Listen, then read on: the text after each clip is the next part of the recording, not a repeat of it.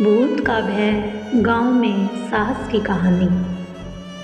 अरावली के पहाड़ों के बीच एक सुंदर गांव बसा हुआ है। वहां लोग अपनी मेहनत के द्वारा ही अन्न की उपज करके अपना जीवन निर्वाह करते हैं। पशुपालन और कृषि उनके जीवन का अभिन्न अंग है। वह मनोरंजन के लिए ताश खेलते हैं, मुर्गियों का युद्ध कराते हैं और महिलाएं टोकरी बनाना, जूड़ा बनाना आदि छोटे मोटे लघु उद्योग का कार्य करती हैं। गांव के बाहर एक कच्चा कुआं है।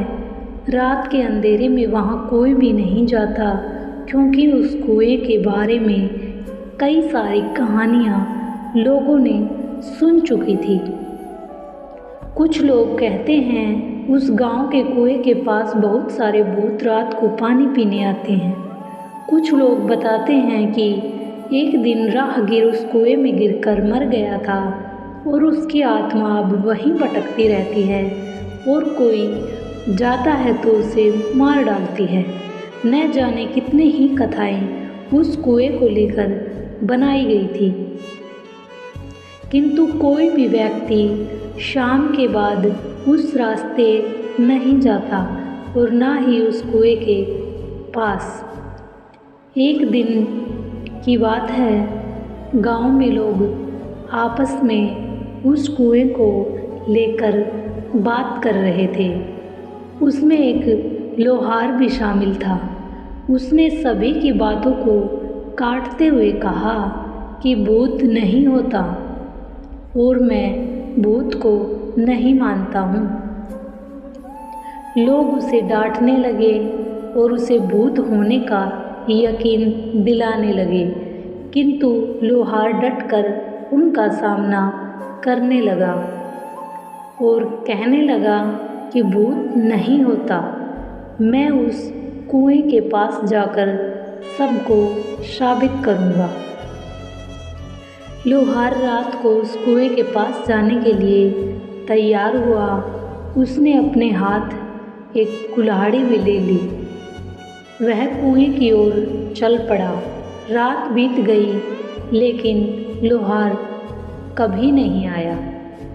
सवेरे उसका मृत शरीर कुएं में मिला।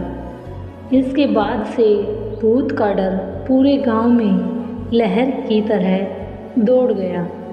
गांव के बच्चे अब शाम होते ही डर के मारे अपने माता पिता के पास पहुंच जाते। एक समय की बात है, एक फौजी अपने घर छुट्टी पर आया हुआ था। वह अपने बेटे को कहने लगा कि गांव के बाहर एक उनका मित्र रहता है, उनके वहां जाकर एक टोकरी ले आओ। सुबह हमें खेती के लिए जाना है। इस पर फौजी का बेटा अमृत डर से वहां जाने के लिए मना कर दिया। फौजी ने उसके डर का कारण जाना तो समझ में आया कि गांव में भूतों का भय है, जिसके कारण पूरा गांव रात के अंधेरे में बाहर ही नहीं निकलता।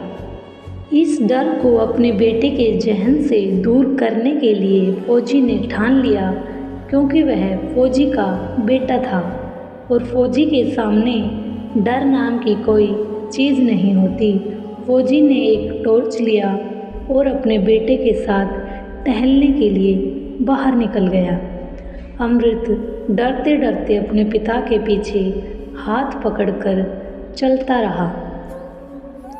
फौजी अपने बेटे को लेकर उसी कुएं के पास पहुंच गया, जहां की कहानियां सभी लोग सुनाया करते थे।